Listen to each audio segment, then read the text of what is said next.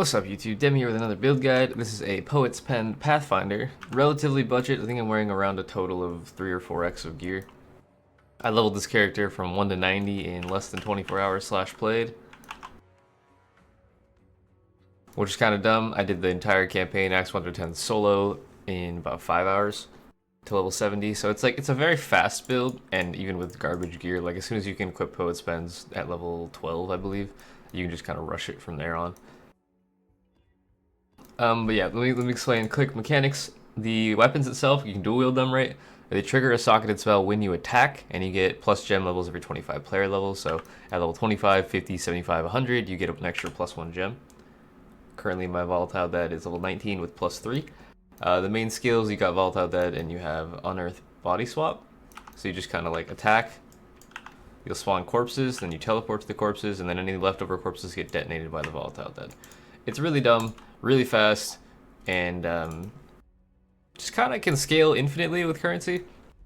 It's one of those builds that you can just dump currency into and like min-max to hell, and hit all your breakpoints for cooldowns, whatever it might be, because the default cooldown on Poet's Pen, I believe, is 0.5 seconds, but you have 2 of them, so it's like 0.25 seconds. You can get increased cooldown recovery speed on your belt and on your boots with Shaper items, which allows that to cast that much faster. But as you can see, I just kind of hold right mouse button, and you see how fast this is casting? Because I'm attacking that fast, it's just like spams everywhere. It's really dumb. And you just kind of like point where you want to go. The Volatile Dead auto targets everything. This is the Stygian Volatile Dead MPX. And yeah, it's just ridiculous. Because of how much you move, it's very, very hard for anything to hit you. And when they do hit you, I mean, you just run away. It's really stupid. I've always said that I would never like play this character, and this is like me half-assing it, but as you can tell, even me half-assing it, because it's Poet's Pen and they're so ridiculously overpowered, it doesn't really matter what you do. You can put any spell in a Poet's Pen and it'll just vomit it out. Like a lot of people are doing Arc plus Lightning Warp this league with Impulses as their chest.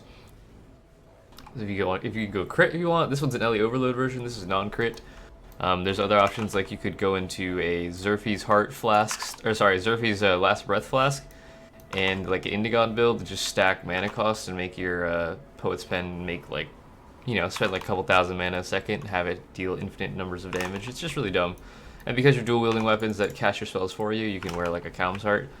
You don't need to worry about the sockets in your chest. You don't need to worry about like movement speed on your boots.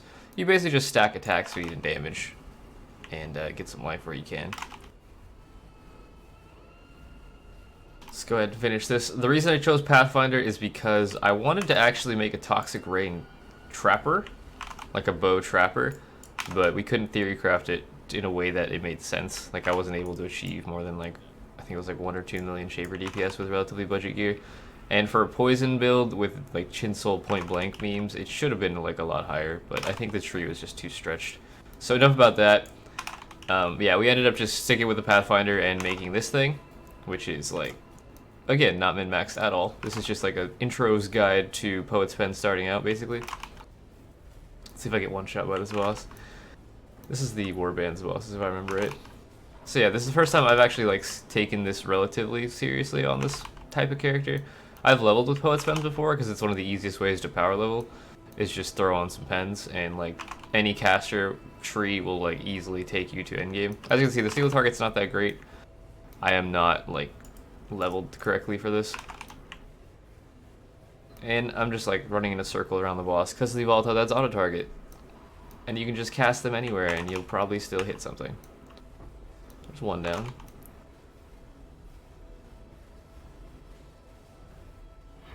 Two down. Alright, there you go. There's a really awkward map clear in the background. So, let's talk about this. Why do we go Pathfinder? Well, again, because it was for a different build, but it works for this. So, you take Nature's Boon, gives you reduced elemental damage taken, huge defensive buff, and then flash charge gain passively. So if I sit in my hideout, I just get flasks every couple seconds. There you go. And it's just like, it's really dumb. It's sustained for boss fights, great sustain for lab. It helps while mapping. It's just like overall a huge amount of passive stuff. You also get a bunch of extra flask effect here from the little nodes, which is great. After that, you go for your Master Alchemist. Gives you immunity to ailments during elemental ailments during flask effects. You don't have to worry about free shock ignite. It allows you to use a bunch of extra unique flasks without having to worry about having all those rolls. It also gives you increased elemental damage, which is great because Volatile Dead is mostly fire damage. Then you get 20% to free shock and ignite during Flask effect. If you shock them, it's like 10% more damage. Great. After that, you go for Veteran Boyer. The only really things we care about here are the 10% elemental penetration, which is pretty huge. During Flask effect, where's my Volatile Dead? So I have 10% by default when I use a Flask. It gets, well, sorry, when I use my Wise Oak, I go up to 31% pen, which is good. And then after that, you get enemies you kill that are affected by ailments, give you 100% increased flash charges. So if you've managed to free shock ignite, you just get more flasks. After that, you just go for Audacious Adrenaline and Uber Lab. Not super important, but it's just more attack speed. And because of the way Poet's Pen works, you want a lot of attack speed. So skill tree, we go for life, and some life, and some life. And then we go for phase acro, so we get some dodge. And then we get some frenzies, some more life, some attack speed, some more life, some damage stuff, just generic LE damage, whatever. Spell damage, some more life, some frenzies. Frenzies, again, are more attack speed, more cast speed, and more damage. So the more frenzies you have, the more damage and attack speed you deal. It's great. Then I went up here, fill out Witch, AoE nodes, grab the Flask Effect nodes, because I'm a Pathfinder with a bunch of Flask Effect, might as well min-max that, right? Jewel sockets, lots of attack speed with dual wielding here. You don't actually need to stretch this far for this. You could potentially just go for these attack speed nodes and these attack speed nodes. Totally up to you. I was using an Inspired Learning for a while because I found one while leveling, which is a weird jewel that requires me to have a bunch of keystones socketed, but it's all good. After that, more life nodes. I actually need to grab this life node still and this life node, but I'm getting there. Some spell damage, some LE overload. This is our main damage multiplier for the tree. You get 40% more elemental damage if you crit in the past 8 seconds, so if you're a non-crit build and you're a caster, you just always take this. It's either you're going crit or you take LE Overload, so this is an LE Overload style build. More jewels, more damage, more AoE damage, more life, more damage, and more life. Very simple tree. Yeah, nothing really secret going on here. Pantheon-wise, I got the Cannot Be Stunned if you've been stunned the past 2 seconds one, and I had this, which I don't need anymore because I'm a Pathfinder now, so I should probably take this. For the Fizz mitigation for every hit I've taken recently. Or this. I think I'll just stick with this one. But yeah, jewels, you can get anything that gives you damage. So because we're dual wielding, and because we're using a fire damage spell, you probably want ideally dual wielding plus fire damage to spells. This one's just Fizz damage to spells. I don't know why I have that one. You're going to want at least one jewel that has Onslaught on kill, which I don't know where my Onslaught on kill is. Here it is, Onslaught on kill. Onslaught is 20% attack and cast speed and movement speed, so it's really important for a build like this that you don't want a lot of attack speed to grab one of those or 2 of those at least. After that, you just go for life and damage to spells. That's about it. Like, my jewels are really bad, and they work. If you can get an attack speed if you've dealt the crit recently as well, like a bunch of attack speed rolls more or less, that'd be great. Let me just list out a bunch of stuff that scales damage on these builds. So if you're going for the other type of jewels, the regular ones, you go for percent max life, spell damage while dual wielding, area damage, fire damage, attack speed, attack and cast speed, attack speed while dual wielding, attack speed with wands. What else could you potentially get? I think that's it for that. I'm sure there's more. There's a lot of mods you can get. And then for the abyssal jewels, you want life, you want fire damage to spells while dual wielding, attack speed if you dealt a crit strike recently, damage penetration resistance if you haven't killed recently. What else can you get? Life is good. Added lighting to it spells isn't bad either. I mean, for the extra shocking-ish, right? If you need strength or int, grab it. Onslaught on kill, obviously. Unholy Might on kill doesn't really help us because we don't really deal any fizz damage with that, so just whatever you can get. And then as for the gear is kind of simple, honestly. Poet's Pens, right? 2 of these. Get the ones with the highest attack speed rolls you can. It's the only range of rolls. Mine are actually both minimum. No, this one's not minimum. It was close. I had 2 minimum ones. It really doesn't matter that much. It's just like min-maxing at endgame. Just get Poet's Pens. Helmet, life resist. Simple. Amulet, life resist. Whatever. Stats if you need it. Rings, life resist. You will need a little bit of strength. Wow, a little bit of strength on the tree. Not a lot. Since we've stretched into Templar, we have a decent amount of strength now, so you probably need like 1 or 2 items with strength on them, maybe. You should be good on Dex in. So this is just life resist, basically. My other ring is a Warlord's Mark on hit ring. Warlord's Mark gives you 2% life and mana leech, so it just allows me to sustain on single target all the time. It's just like huge quality of life, and it gives you constant endurance charge generation, which is a 4% fizz mitigation per endurance charge type thing. Feeds our Immortal Call and keeps us safe, right? So try to get one of these. It can be a really basic ring. If it literally just says Warlord's Mark on hit, you're good. You can get that new unique unset ring that says curse enemies with socketed curses on hit. That's literally the only stat it has on it. You could use that. I don't remember what it's called, but it's a unique unset. You would just slap a Warlord's Mark in there and you're good to go. Gloves. Go for just some nice life resist gloves. I happen to grab these with faster attacks on them, so it's kind of saving me a link, but normally it would just be like Frenzy, GMP, life gain on hit, faster attacks. For a 4 link, I just have reduced mana in here because I was having mana issues before I bought this. So you don't actually need that. Just go for a pair of gloves with life resist. Attack speed is great, of course, if you need it. And then we get into the more specific things. Belt and boots. Again, remember you can get cooldown recovery speed on them if they are shaper. So go for that mod. You can get up to 20% on belts and 15% on boots. You'll need at least 1 or 2 of these sources to make your cooldown faster. I don't even know. Yeah, cooldown time 0.2 seconds. So instead of the 4 casts a second that we talked about earlier, I have 5 casts a second. So it's just more DPS, right? The more cooldown recovery speed you can get, the faster you can make that cast time. But yeah, same thing. Life resist. You don't need movement speed on your belt, or sorry, on your boots, because it just doesn't matter. Just you flicker everywhere anyway. Life resist. As for enchantments, Helm enchant, the most powerful is Volatile Dead, detonates an additional corpse.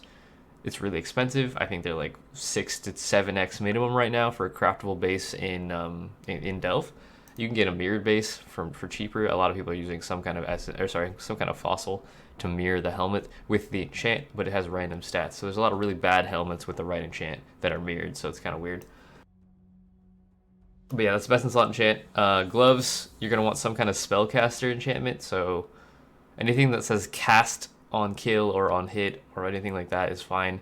Like Decree of Blades would work, or sorry, Commandment of Blades, Commandment of I don't know. There's a lot of caster ones. Just go for a caster one. It's kind of irrelevant.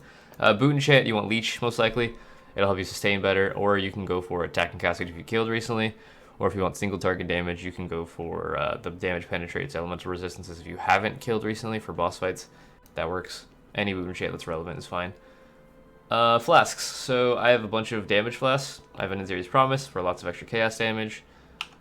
Right? And then I have a Wise Oak. Wise Oak's a little bit weird. For those who don't understand how this works, it looks at your uncapped resistances, which are these numbers right here. So the lower number, which for me would be cold res, I take 10% less damage from that cold damage, sorry. And then for the higher number, which would be the fire one in this case, I get the penetration. So make sure that while you have flask up, this number is bigger than the other ones, and you'll get fire pen. If you are able to min-max this enough so that all 3 of these numbers are exactly the same, you'll get less damage taken of each element and damage penetrates resistances of each element. It's an incredibly strong flask. It's kind of broken still, even though they nerfed it once already. It's still really good. After that, got a Basalt Flask. Make sure you get at least 23% reduced charges used, so you can get 2 uses out of it. And again, Basalt Flask, Fizz Mitigation. So we have this plus 3 endurances. We're at like 27% Fizz Mitigation with Phase Acro, which isn't too bad. Life Flask with increased recovery rate and immunity to curses. I would actually rather have the curses on this flask. So it's a duration curse thing, so I can use it for curse immune maps. So switch those 2 if possible, or this one. Any of these 3, just switch them. Curses, bleed, poison, whatever. Just move them around so they make sense. But I went for an Eternal Life Flask of 8 increased recovery rate because this is the fastest like life per second flask. It's not instant, it's a regen over time, but it's really, really fast. And then I go for a Stibnite. It's a blind with immunity to bleed. Blind means they can't hit us as easily, combined with our, chance to dodge stuff. It's kind of useful to also blind them on top of everything else, so that makes it even harder to hit us. I switched weapons. But yeah, gear-wise, gem link-wise, these have to be in order, so keep this in mind. You need to have Unearth at the top of your Poet's Pen, because it casts in order, right? All items cast in order. It's like this socket, this socket, this socket, this socket, and then 5 link, 6 link. So at the top of a one-handed weapon is where it'll cast the first spell. You need to cast Unearth first, because this is what makes your corpses. If you don't make the corpses first, you won't be able to teleport to them, right? So yeah, put that first, Unearth, and then Body Swap. It doesn't matter if it's here or here, as long as it's like Unearth plus something else, right? So you got Unearth, which makes corpses, and then you link that to GMP, so it makes 5 corpses, which is great, and then you have it linked to Body Swap so you can actually teleport. And then your other side, doesn't matter what order this is in, you just want Volatile Dead plus Conk Effect plus Control Destruction. You could use Elemental Focus, but again, we are Pathfinder, so we want to be able to use this free Shock and Ignite during Flask Effect. just for that extra like boost of damage, and freezing is always helpful defensively, you know, all that good stuff. What else we got? I'm using a Blood Rage setup for the attack speed. Frenzy charges are great, but we already have Frenzy on hit, so it's kind of irrelevant. I'm also using a Herald Thunder with linked Curse on Hit Elemental Weakness, which is literally doing nothing at all right now as far as I can tell. I would recommend you take this out and put on something else. Like Arctic Armor would be fine, or Blasphemy Curse. If you don't have a Warlord's Mark ring, actually, just put a Blasphemy Warlord's Mark here instead. It'll do the exact same thing, more or less. Let's see what else we got. My Frenzy setup. The reason we use Frenzy is because this works with literally any attack. And as I said earlier, Frenzy charges give you the more attack speed, more cast speed, more damage. So might as well get free Frenzy charge generation through Frenzy. And then just link that to greater multiple projectiles, so you can hit a lot of things. And then your life gain on hit for just a little bit of extra sustain, and faster attacks, which happens to be in my gloves. Again, you can just put it here. Just to make it fast. You could go for like Insanity gloves, Essence of Insanity gloves, if you wanted them to be a lot faster. Which I do have one actually, which gives your gloves 16% more attack and cast speed. That'd be good, but it really doesn't matter. There's not that much of a need for it. Other links, we got my casting damage taken Immortal Call setup. Because we have endurance charges, it's like a good burst of immunity for like a second or two if I take a hit. It's kind of nice. I have a link to increase duration to make it last longer, which I need to level up.